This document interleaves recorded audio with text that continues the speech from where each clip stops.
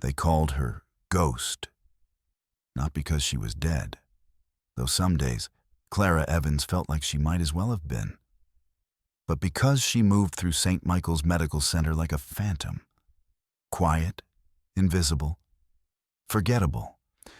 She worked the night shift in the trauma center, arriving at 11 p.m. when the halls were dim and the day staff had gone home, leaving at 7 a.m. before most of them arrived. In the 3 months since she'd been hired, she'd spoken maybe 100 words to her co-workers. Most of them were, yes, no, and I'll get it. If you're watching this video and wondering what happens when the ghost finally speaks up, hit that subscribe button now. Trust me, you don't want to miss what comes next. The night it all changed started like every other night, with humiliation. Clara was restocking Supply Closet B when charge nurse Brenda Kowalski found her. Brenda was 38 years old, bottle blonde, and ruled the night shift with a combination of competence and cruelty that would have impressed a medieval torturer. She stood in the doorway, clipboard pressed against her chest like a shield. "There you are." Her voice dripped with condescension. "I've been looking all over for you." "I'm sorry, I was just... Did I ask for an explanation?" Brenda's perfectly manicured eyebrows rose. "Room 4 needs cleaning. Mr. Henderson had an accident." Clara set down the boxes of gauze she'd been counting. "I thought Emily was assigned to..."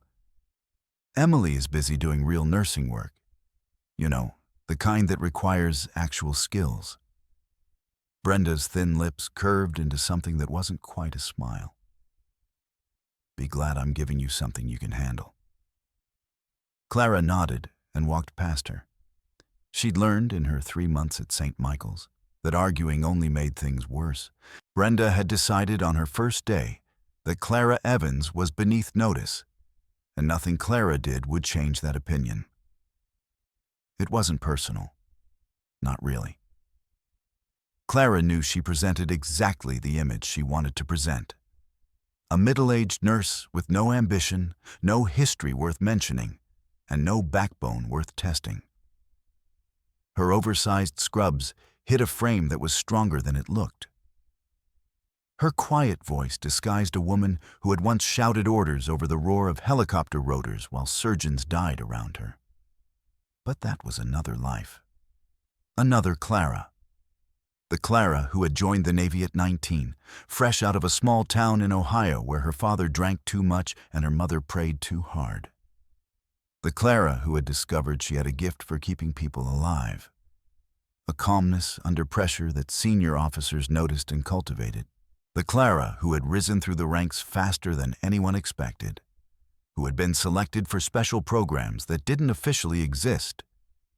Who had earned her Navy Cross in a valley in Afghanistan that the government still denied sending troops to.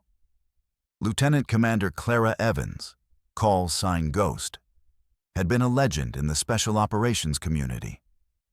She had served with 5 different SEAL teams, deploying to every combat zone the military acknowledged, and several they didn't.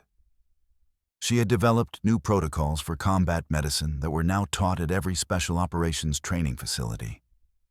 She had saved more lives than she could count, and taken a few when saving them wasn't possible.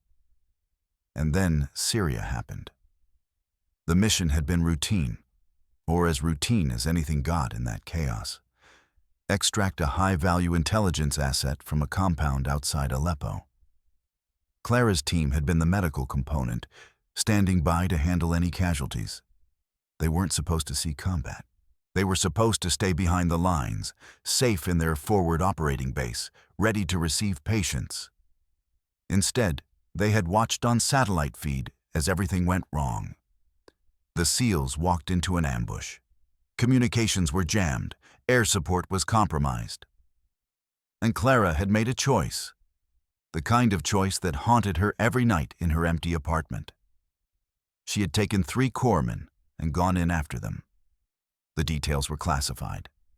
The official report said that Lieutenant Commander Evans had exceeded her operational authority and engaged in unauthorized combat operations.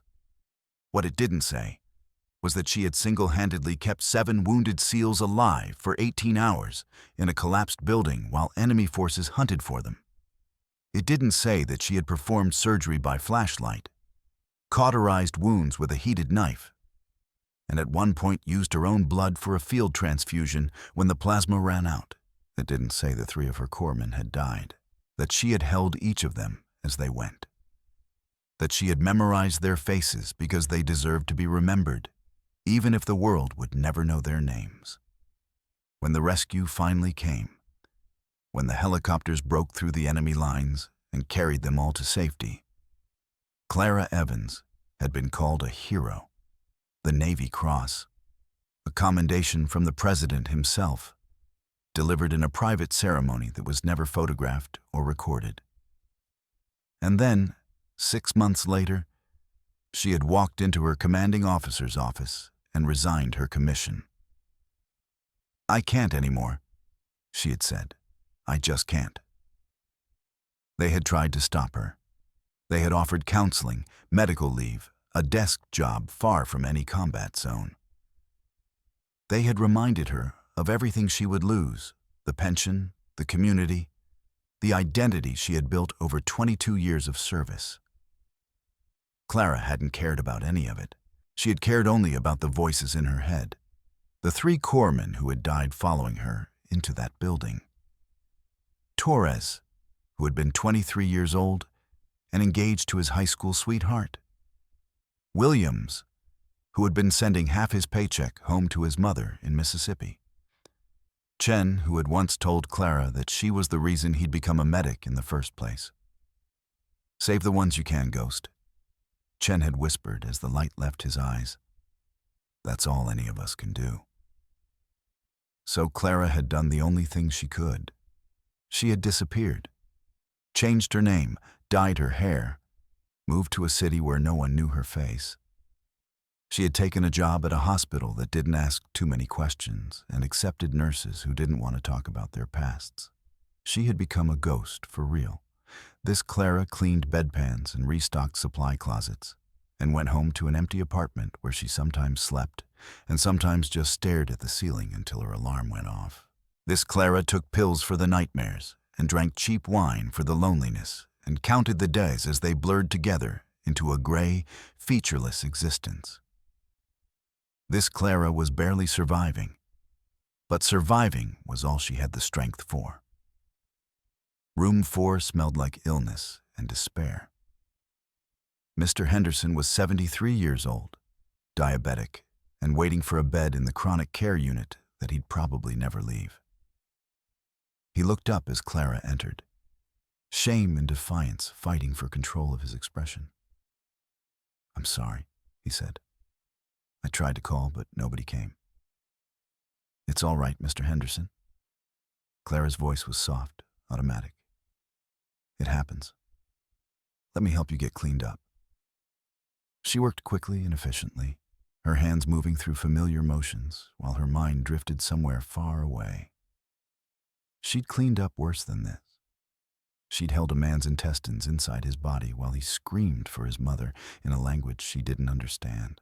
She'd performed surgery in a cave lit only by flashlights while mortar rounds shook dust from the ceiling. A little bed changing was nothing. When she finished, Mr. Henderson caught her hand. "You're the quiet one, aren't you? The one they call Ghost." Clara froze. "I hear them talking about you." His cloudy eyes were surprisingly sharp. "They think you're nothing, weak, useless." He squeezed her fingers. "But I've been watching you. The way you move, the way you check the equipment before anyone else, the way you notice things." "Mr. Henderson, I was in the Army for 30 years, he said. "I know a soldier when I see one. Whatever you're hiding from, whatever you're running from." He smiled, gap-toothed and gentle. "It doesn't change what you are." Clara pulled her hand free. "I'm just a nurse." "Sure you are." He settled back against his pillows. And I'm just a dying old man who's never seen anything in his life. At 2:47 a.m., the red phone rang. The red phone was different from the regular phones. It connected directly to emergency dispatch and only rang when something truly catastrophic was incoming. Clara had heard it twice in her 3 months at St. Michael's, and both times the trauma bay had erupted into controlled chaos. This time was different. Brenda answered, her face shifting from annoyance to confusion to something that looked almost like fear. She hung up and turned to the nurse's station, where Dr. Trent Harrison was leaning back in his chair, scrolling through something on his phone. "Dr. Harrison, we have an incoming." "So?" He didn't look up. "Handle it." "It's coming by military helicopter. Patient identity classified. They're refusing to give us details." That made Harrison look up. He was 35 years old, Yale-trained, and the nephew of someone on the hospital board. He'd never let anyone forget either fact. His designer scrubs, different from the standard issue worn by the rest of the staff, probably cost more than Clara's monthly rent. Military? He actually seemed interested now. "That's unusual. They'll be here in 4 minutes." Harrison stood, straightening his stethoscope like it was a medal. "All right, people. Let's show these military types what real medicine looks like." He paused, his gaze sweeping the assembled staff until it landed on Clara. "Evans, stay out of the way. The grown-ups are working." The other nurses laughed. Clara just nodded and stepped back, her hands steady, her face expressionless. 4 minutes later, the helicopter arrived. It wasn't a medevac chopper. Clara recognized that immediately. It was matte black, no markings, the kind of aircraft that officially didn't exist. It touched down on the helipad with surgical precision, and before the rotors had even begun to slow, soldiers were pouring out of the cabin. They wore tactical gear, desert camo, plate carriers, holstered sidearms, but no unit patches, no name tags, no identifying marks of any kind. And they moved like men who had done this 1,000 times before. "Clear a path," one of them shouted as they burst through the ER doors. "Where's your trauma bay?" Brenda was too stunned to respond. It was Harrison who stepped forward, his chest puffed out, his voice carrying the practiced confidence of a man who had never doubted himself. "I'm Dr. Harrison, lead trauma physician. What do we have?" The soldier ignored him entirely. "We need your best surgeon and a fully equipped OR, now." "I'm afraid that's not how this works." Harrison's smile was patronizing. "This is my department. I'll need to assess the patient before you'll need to step aside before I put you through that wall." The soldier's voice was flat, calm, and absolutely certain. "This patient is code black. Do you understand what that means?" Harrison's smile faltered. "I don't recognize that code." "You wouldn't. Move." They brought the stretcher through, and Clara saw the patient for the first time. Male, mid-20s, African-American, military haircut. He was unconscious, his chest covered in blood-soaked bandages that told a story Clara had read too many times before. Multiple gunshot wounds, close range, probably .7.62 caliber based on the damage patterns. She watched as Harrison approached the stretcher, his confidence already returning. He lifted one of the bandages and immediately paled. "Dear God, this man needs surgery immediately. Someone prep OR1. "Negative." The lead soldier grabbed Harrison's wrist and twisted it away from the patient. "No one touches him until Commander Rivers arrives." "Commander Rivers? Who the hell is—" The elevator doors opened. The man who stepped out made the soldiers look small. He was 6'4", maybe 6'5", with a shaved head and a salt and pepper goatee that framed a scar running from his left cheekbone to his jaw. His tactical gear was identical to the others, but on him, it looked like a second skin. His eyes, dark, deep, ancient, swept the trauma bay with the efficiency of a weapon targeting system. "Sit rep," he said. His voice was gravel in a cement mixer. "Patient stable for now, Commander, but he needs surgery within the next—" "I know what he needs." The commander walked to the stretcher and looked down at the unconscious man. His expression didn't change, but something flickered behind his eyes. Something human. Something that hurt. "Marcus," he said softly. "Stay with me, son." "Son." Clara felt the word hit her like a physical blow. She knew Marcus Rivers. She'd known him since he was 17 years old, a skinny kid who'd shown up at SEAL training with a chip on his shoulder and something to prove. She'd watched him grow into one of the finest operators in the teams. She'd stitched him up after Fallujah, held his hand after Korengal, been the one to tell him that his best friend hadn't made it out of Syria.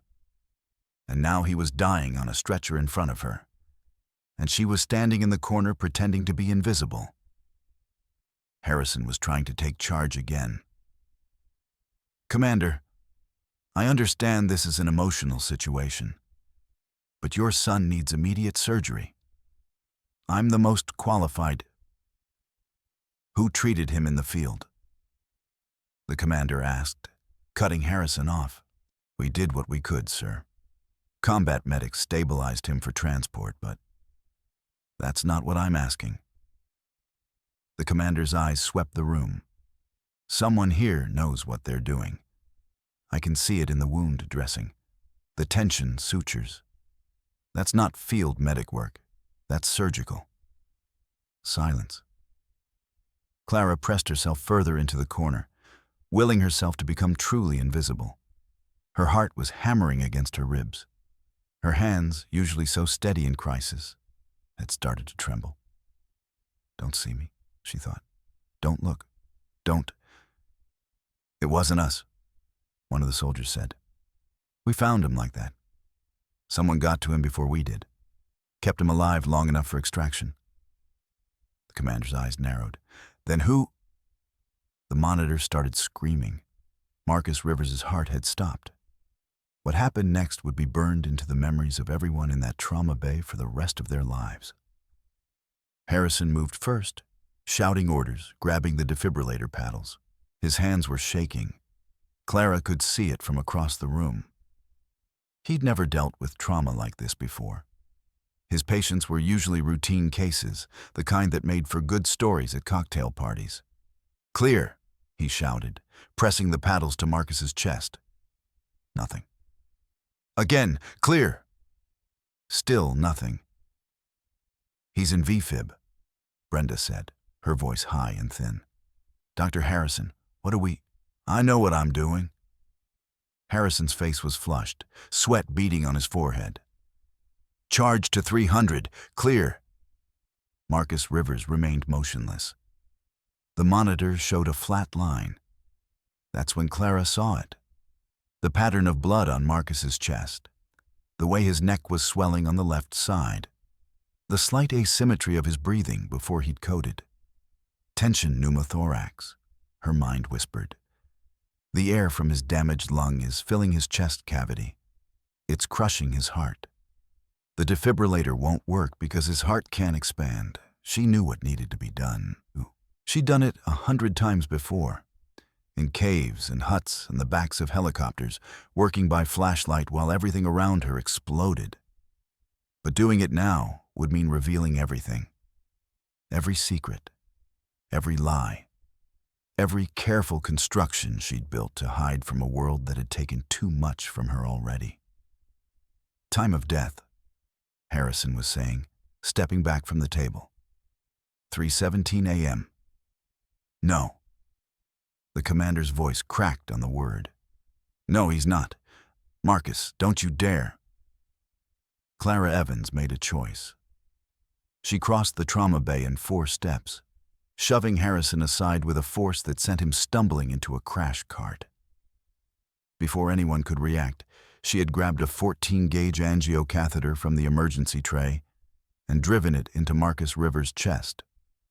Second intercostal space, mid-clavicular line, exactly as she'd done in Korengal when a 19-year-old private named Tommy Chen had taken shrapnel to the same spot. The hiss of escaping air was the most beautiful sound in the world. "Chest tube tray," Clara said. Her voice had changed. It was no longer quiet. It was no longer soft. It was steel and command and absolute certainty. "Now." No one moved. "Now."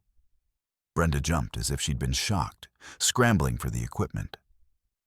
Clara worked with hands that had stopped trembling, hands that remembered exactly what they were made for. She inserted the chest tube in under 30 seconds, securing it with the same tension sutures that the soldiers had noticed earlier. "Paddles," she said.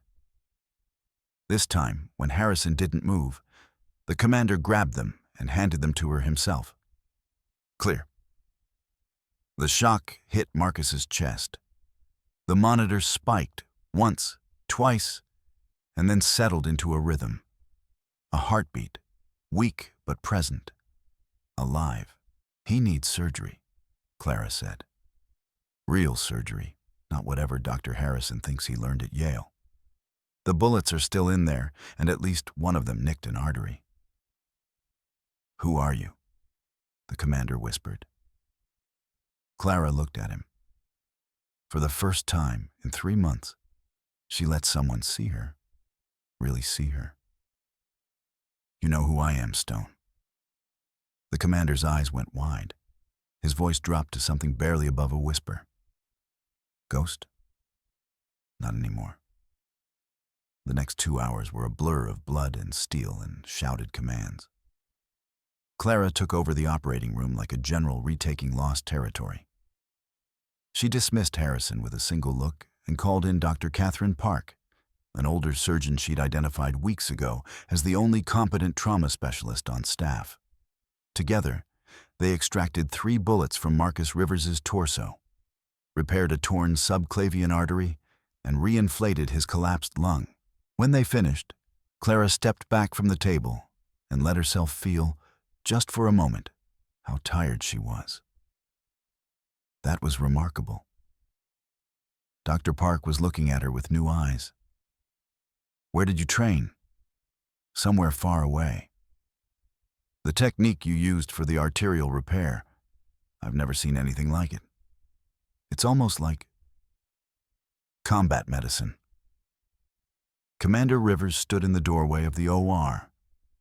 He'd removed his tactical gear and stood now in a simple black t-shirt that showed arms covered in scars and tattoos. She learned it in the Korengal Valley, patching up Navy SEALs while the Taliban tried to kill her. Didn't you, Lieutenant Commander Evans? The title hung in the air like a bomb waiting to explode. Dr. Park looked from the commander to Clara, confusion battling with dawning understanding. "Lieutenant Commander? You're military?" "I was." Clara's voice was flat. "A long time ago." 12 months ago, the commander corrected. "That's when you disappeared. After the incident in Syria, after—" "Don't!" Clara's voice cracked. "Don't say their names. Not here." The commander fell silent. For a long moment, they just looked at each other. Two people who had seen too much, lost too much, carried too much. "How's Marcus?" Clara finally asked. "Stable. Because of you." The commander's voice softened. "He would have died. You know that, right? Without you, my son would be dead. He's not out of the woods yet." "No. But he's alive. And that's because you stopped hiding and did what you were born to do." Clara turned away. "I should check on the other patients." "Clara." The commander caught her arm. "Why? Why did you disappear? Why are you working here of all places, letting people treat you like dirt? You have the Navy Cross. You trained half the combat medics in the fleet. You're a legend." "Legends die. Clara said quietly. I just wanted to disappear. Well, you can't. Not anymore. The commander released her arm. The people who shot Marcus, they're still out there.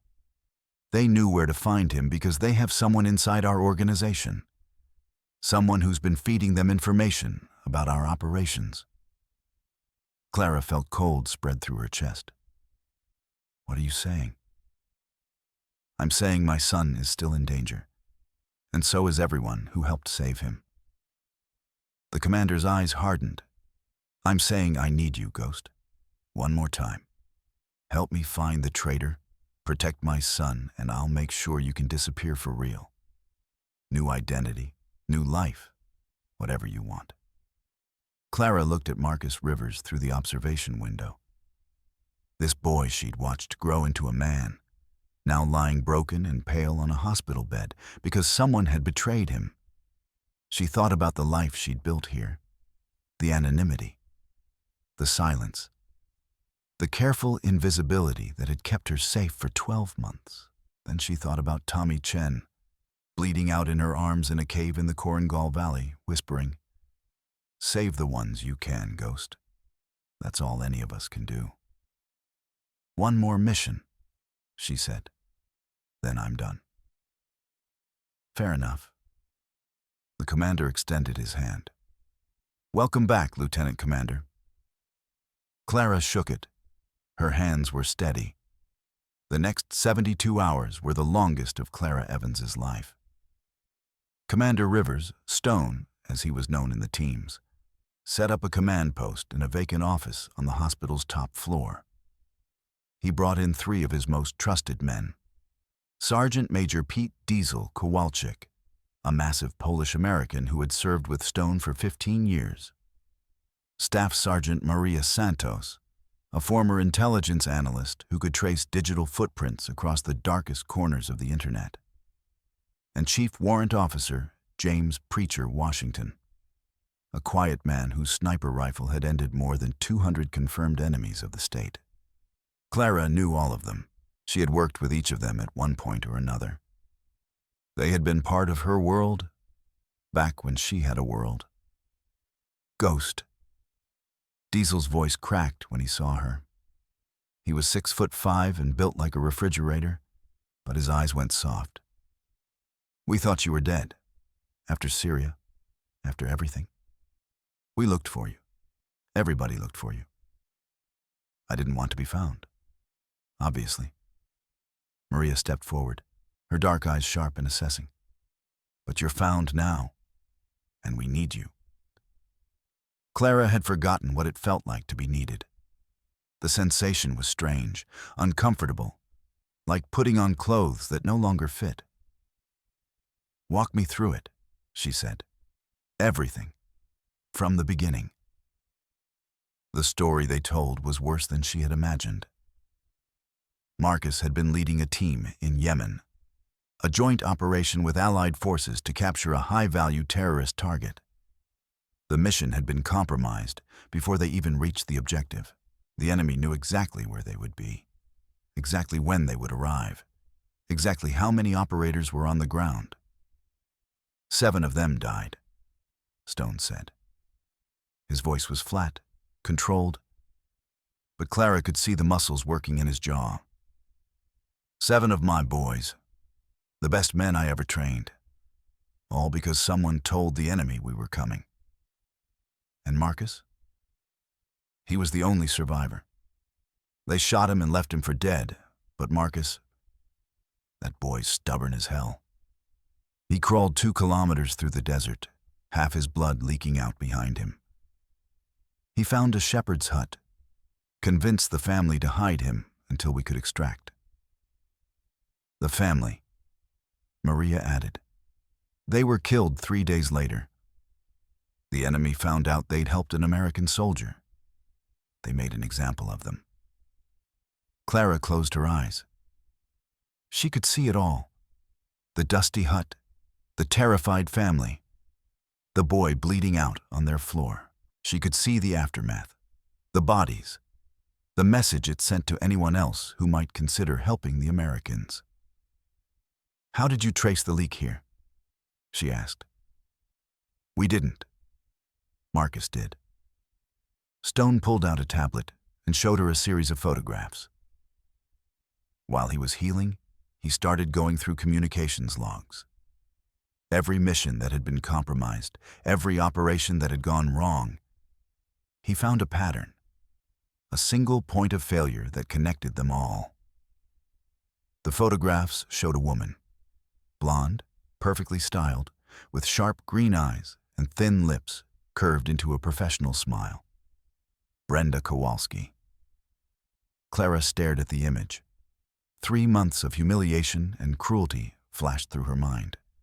The supply closet assignments, the bedpan duty, the constant reminders that she was nothing, nobody, worthless. "She's been passing information for years," Maria explained. "We traced the money. It moves through 7 different shell companies across 4 countries before it lands in an account in the Caymans. But the original source is a company called Meridian Holdings, which is owned by Dr. Harrison's uncle." Clara had seen the name on the hospital's board of directors list. That's why Harrison's never been fired, no matter how incompetent he is. He's connected to the network. Harrison himself isn't part of it. He's just an idiot who benefits from his uncle's protection. But Brenda... Stone's expression darkened. "Brenda has been feeding them information about military personnel who come through this hospital. Wounded soldiers, their families, their unit affiliations. She's a goddamn intelligence goldmine, and she's been operating right under the military's nose for a decade." Clara's mind was racing. She had been trained to see patterns, to find the connections others missed. And now, looking at the evidence spread across Stone's tablet, she could see the whole picture. "The hospital server logs," she said. "She's accessing them at night, when there's minimal oversight. That's why she always takes the night shift. Not because she likes the hours, but because it gives her unmonitored access to the system." Maria nodded. "We suspected the same thing. But we can't access the hospital network without tipping her off. If she knows we're onto her, she'll destroy the evidence and disappear. Then we need someone who can access the system without raising suspicion." Clara looked at Stone. "Someone who already works the night shift. Someone Brenda thinks is too stupid and weak to notice anything." A smile spread across Stone's weathered face. "Welcome back, Ghost." Clara found the evidence buried deeper than anyone expected. The hospital's server room was located in the basement, a cold and humming maze of cables and blinking lights. Clara had been down there before. Brenda had assigned her to inventory the backup tapes as a particularly tedious punishment. And she knew the security protocols. Badge in, sign the log, keep your head down. But Clara wasn't looking at backup tapes tonight. She was looking at access logs, records of who had logged into which systems, when, and from where. What she found made her blood run cold. Brenda's access patterns were careful, professional, the work of someone who had been trained in tradecraft. She never accessed the sensitive systems from her normal workstation. Instead, she used a terminal in the medical records office, a room that was supposed to be locked at night. But Brenda had a master key. From that terminal, she had downloaded personnel files on more than 200 military patients over the past 5 years. Their unit affiliations, their home addresses, their emergency contacts, their medical conditions. A complete intelligence picture of every wounded soldier who had passed through St. Michael's doors. But that wasn't the worst of it.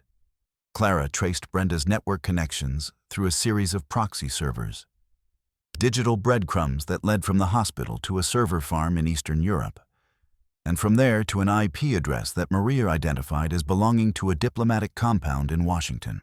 She's not just selling to one buyer, Clara said, studying the data streams. She's running an auction.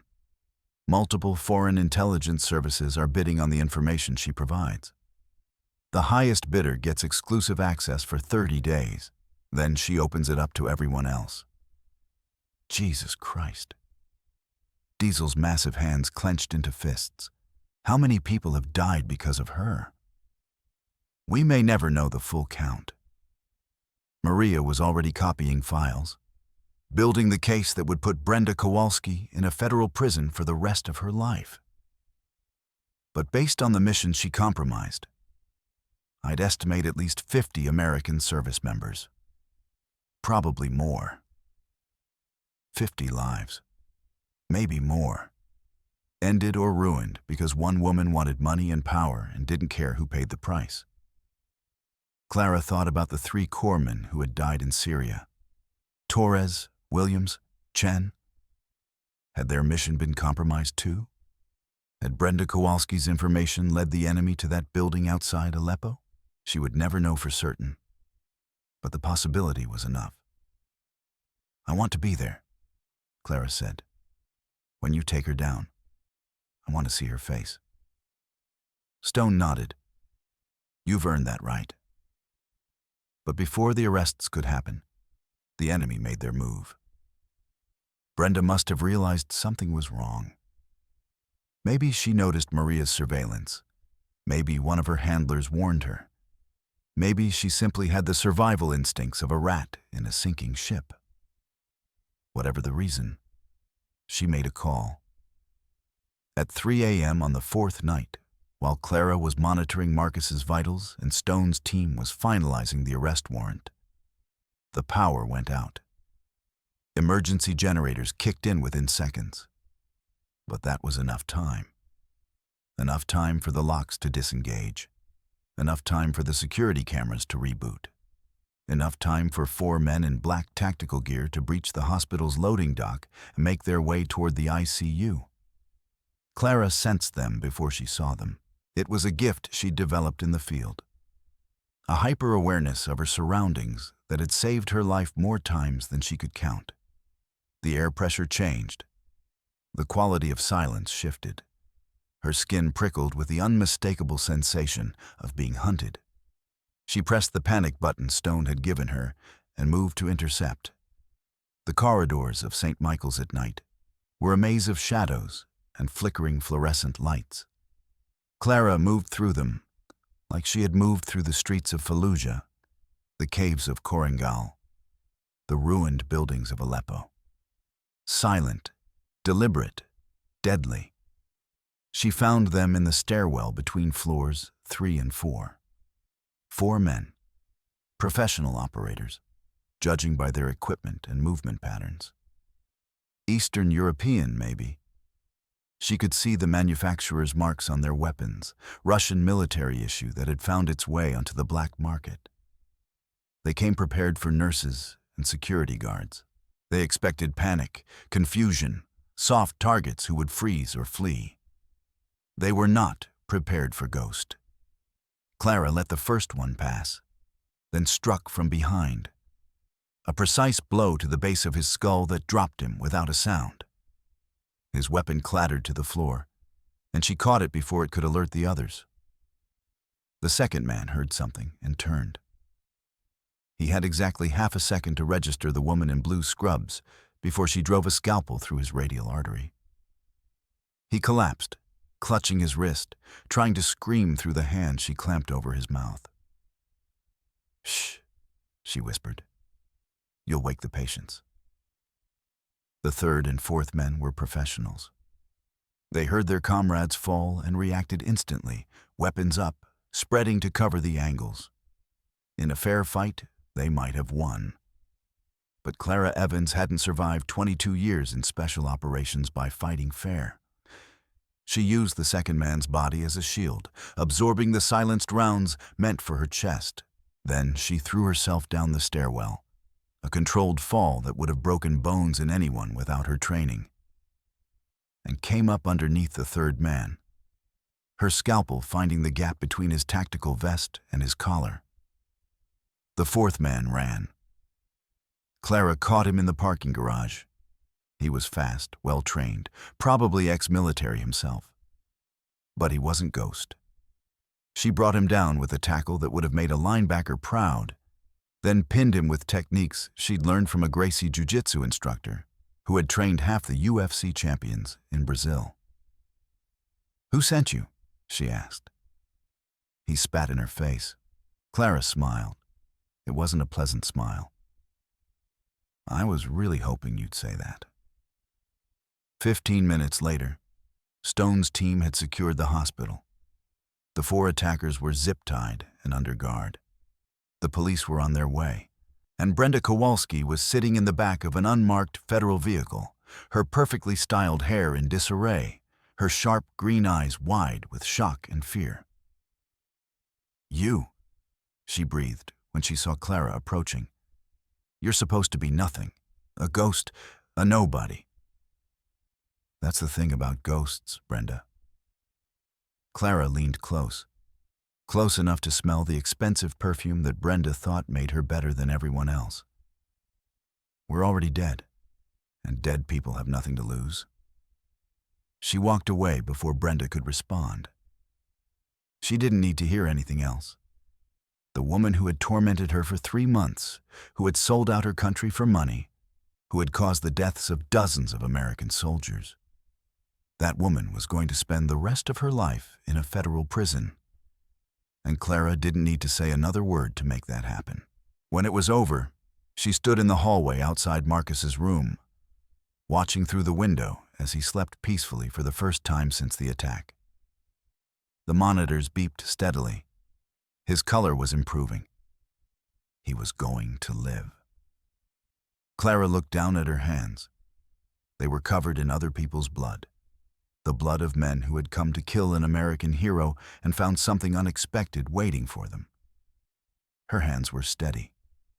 For the first time in months, they didn't shake at all. Commander Rivers found her there. "It's done," he said. "The arrests are happening as we speak. Brenda, Harrison's uncle, the diplomat, all of them." "And Harrison?" "His medical license has been revoked. Apparently, he's been falsifying credentials for years." The commander almost smiled. "The FBI wanted to thank you, but I told them you weren't available." "Thank you." "Clara." The commander stepped closer. "Marcus is awake. He's asking for you." The ICU was quiet at 4 a.m. Most of the patients were sleeping, their monitors providing a soft symphony of beeps and hisses. Clara walked between the beds like she'd done 1,000 times before, but this time was different. This time, she knew who she was. Marcus Rivers was propped up against his pillows, his dark eyes finding her the moment she entered the room. "Ghost." His voice was weak, but his smile was strong. "I thought I was hallucinating when I saw you. You almost died. Some people see the light. You saw me." Clara pulled up a chair beside his bed. "How are you feeling?" "Like I got shot 7 times. He winced. "Oh, wait." Clara couldn't help but smile. "Same sense of humor you had at 17. You remember that?" "I remember everything, Marcus. Your first day of training. The way you almost drowned on your 3rd Hell Week evolution. The letter you wrote to your father that I had to help you spell." She reached out and took his hand. "I remember all of it." "Then why did you leave?" The question hung in the air. Clara looked at her hands, the hands that had saved lives and taken them, the hands that had held dying men and living ones, the hands that shook in quiet moments but steadied when it mattered. "Because I was tired," she said finally. "Because I'd given everything I had, and I didn't think there was anything left. Because staying meant remembering, and remembering meant feeling, and feeling was too hard. And now? Now I remember why I started in the first place. She squeezed his hand. To save the ones I could. Does that mean you're coming back? Clara shook her head. I'm not a soldier anymore, Marcus. But maybe I can be something else, something new. 3 weeks later, Clara Evans walked out of St. Michael's Medical Center for the last time. But she wasn't walking alone. Marcus Rivers walked beside her, leaning on a cane but standing upright under his own power. His father followed a few steps behind, watching his son with the careful attention of a man who had almost lost everything. You don't have to do this, Marcus said as they approached the parking lot. Walk me out, I mean. I know you want to disappear again. I'm not disappearing. I'm just going somewhere new. Walter Reed. Marcus smiled. Dad told me. You're going to train the next generation. Someone has to. Lord knows the Navy's official curriculum misses half of what actually matters. They stopped beside a black SUV. Government plates, tinted windows. The kind of vehicle that screamed, important person inside, to anyone who knew what to look for. Stone opened the back door and helped Marcus inside, then turned to Clara. The offer still stands, he said. New identity. New life. Anywhere in the world you want to go. Clara looked back at the hospital. Through the glass doors, she could see the night shift beginning their rounds. Somewhere in there, patients were being cared for. Lives were being saved. The endless work of medicine was continuing as it always had. I spent 12 months trying to be invisible, she said. Trying to be nobody. And you know what? It didn't help. The memories were still there. The ghosts were still there. Running didn't make them go away. It just meant I was alone with them. So what's the plan? I'm going to teach. I'm going to share what I know with kids who are going to face the same things I faced. And maybe, her voice caught, maybe if I can help them survive, it'll mean something. Maybe that's how I honor Torres and Williams and Chen. Not by hiding, but by making sure the next generation of medics is better than we were. Stone nodded slowly. Clara, what you did in there, what you've always done, it matters. You know that, right? The people you saved, the people you're going to save. They matter. I know. Clara met his eyes. I'm starting to believe it again. She shook his hand, the same hand that had steadied hers over Marcus's dying body 4 nights ago, and turned toward her own vehicle, Ghost. She paused. You ever need anything? Anything at all, you call me. Anytime, day or night. You're not alone anymore. You never were. Clara felt something break loose in her chest. Something that had been frozen solid for 12 months. Maybe longer. She didn't cry. She wasn't sure she remembered how, but she felt the warmth of tears that wanted to fall. Thank you, Stone. Thank you for everything. Commander Rivers had kept his promise about one thing. The new identity existed, complete with documentation and history and everything Clara would need to start over. But she hadn't used it. Instead, she had called the number she'd been avoiding for 12 months, the number for the Navy's Bureau of Personnel, and asked them to reinstate her records. Lieutenant Commander Evans. The voice on the other end of the line had been shocked. We thought you were... we had you listed as... I know, I'm not. I'm alive, and I'm ready to come back to work. The paperwork had taken 2 weeks. The medical evaluation had taken another week. But at the end of it all, Clara Evans had walked back into the United States Navy with her rank intact, her record clean, and a new assignment waiting for her at Walter Reed National Military Medical Center. She would be the lead instructor for the Combat Trauma Training Program, the same program she had helped design 15 years ago, now updated with everything she had learned in the years since. Her first class would graduate in 6 months. She had already started planning the curriculum, incorporating lessons that no official manual would ever include. How to stay calm when everything is chaos. How to make impossible choices. How to live with the weight of lives that couldn't be saved. How to survive when surviving feels impossible. As she reached the parking lot on her last day at St. Michael's, she heard footsteps behind her. She turned to find Brenda Kowalski's replacement, a young charge nurse named Sarah, who had watched everything unfold with wide eyes and barely contained awe. But Sarah wasn't alone. Behind her stood a small group of nurses, the same nurses who had laughed at Clara in the break room, who had called her ghost behind her back, who had written her off as broken and useless. They weren't laughing now. "We wanted to say goodbye," Sarah said. "And thank you for saving Mr. Rivers, for stopping those men, for showing us what a real nurse looks like." One of the older nurses, a woman named Patricia, who had been particularly cruel in the early days, stepped forward. Her eyes were red, and she couldn't quite meet Clara's gaze. "I'm sorry," Patricia said, "for how we treated you. We didn't know. We couldn't have known. But that's not an excuse. We should have been better." Clara could have said a lot of things. She could have pointed out the hypocrisy, the cruelty, the months of isolation and humiliation. She could have rubbed their faces in exactly how wrong they had been. Instead, she just nodded. "Most people hide who they really are," she said. "Sometimes it's because they're dangerous, but sometimes it's because they're damaged. The next time you see someone who seems broken, who seems invisible, who seems like they're barely holding on, maybe ask them if they need help. You might be surprised by who they turn out to be." The nurses parted as she walked through them.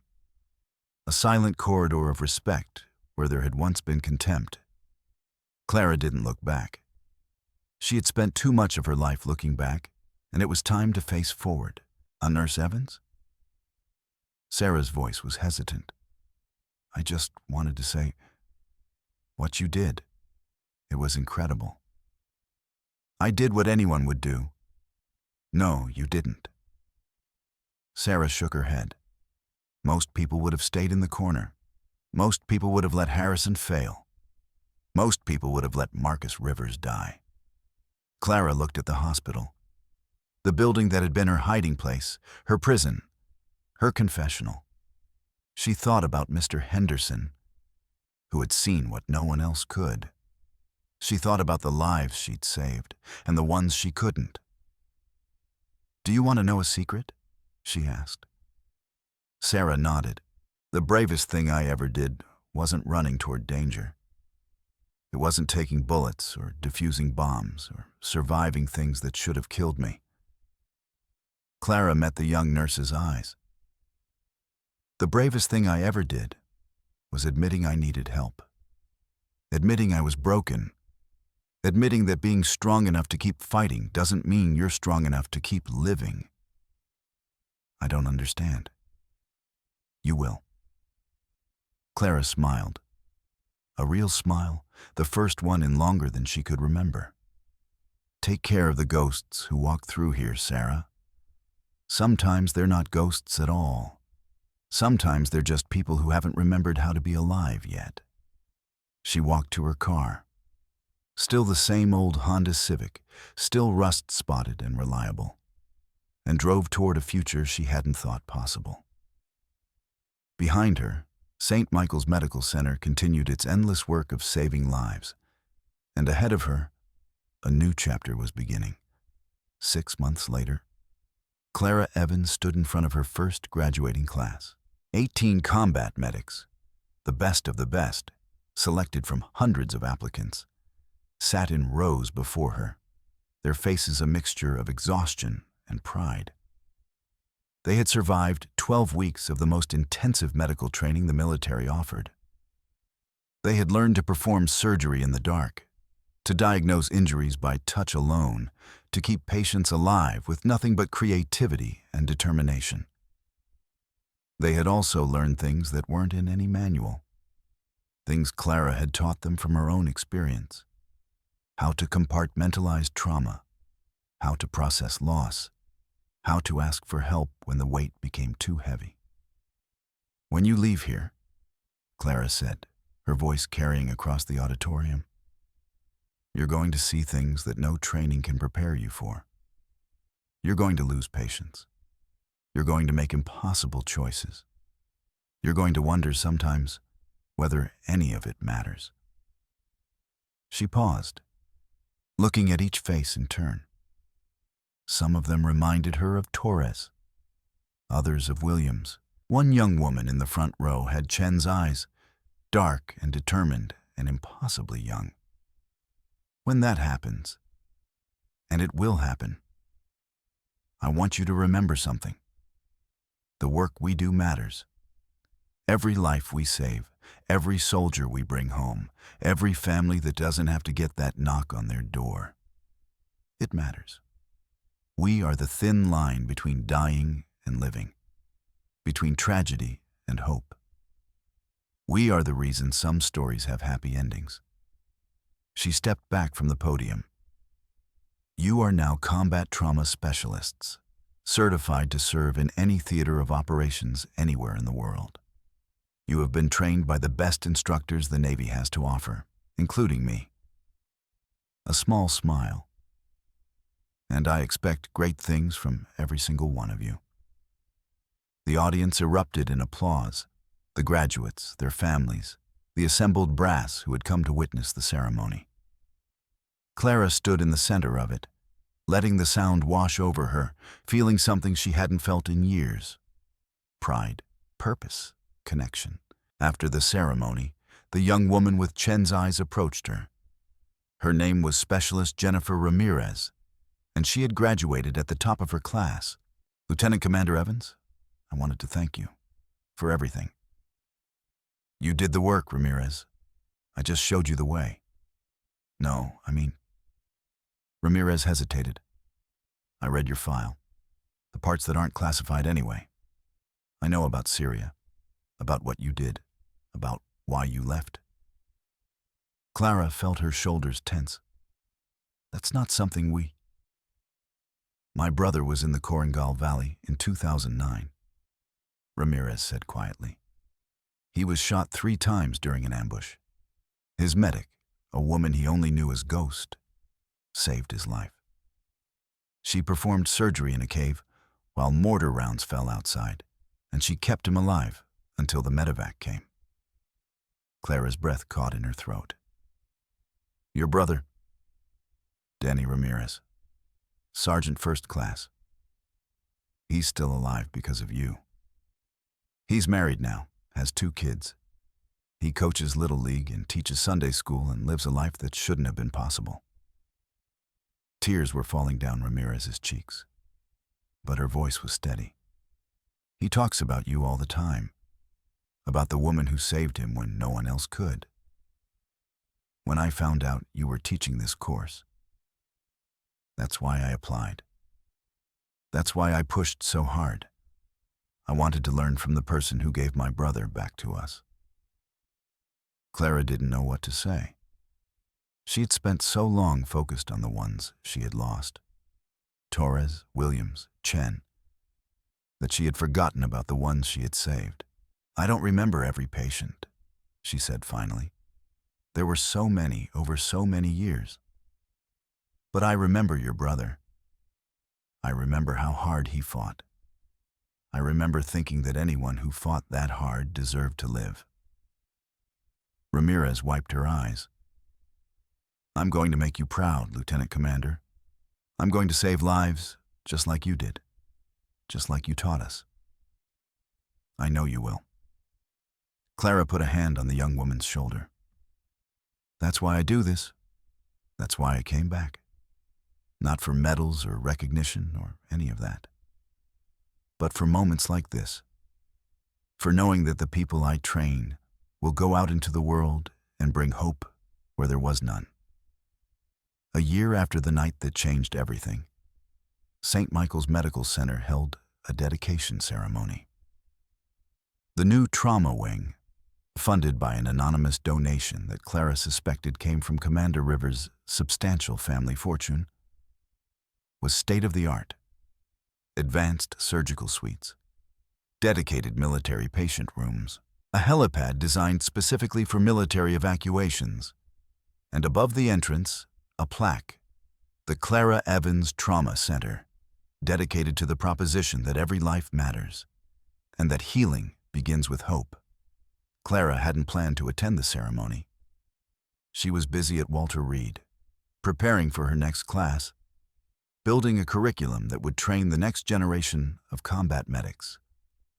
But Stone had called and asked, not ordered, asked. And she had found herself on a plane back to the city where her resurrection had begun. Dr. Catherine Park was there. She had taken over as chief of trauma surgery after Harrison's disgrace, and the department had flourished under her leadership. Sarah was there too, now a charge nurse herself, running the night shift with compassion instead of cruelty. Even Mr. Henderson was there, though he needed a wheelchair now and an oxygen tank besides. He had been discharged from chronic care 6 months ago, against all medical predictions, and had insisted on being present for the dedication. "I knew," he said when Clara approached him. "That first night when they called you Ghost, I knew you were something special.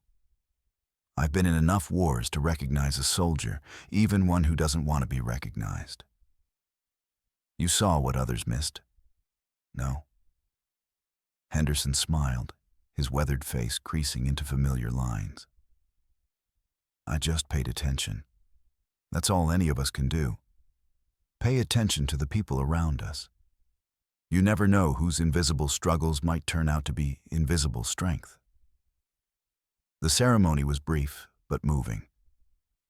The hospital administrator, a new one after the old one had been implicated in the Harrison scandal, spoke about the importance of serving those who served. Dr. Park talked about medical excellence and dedication.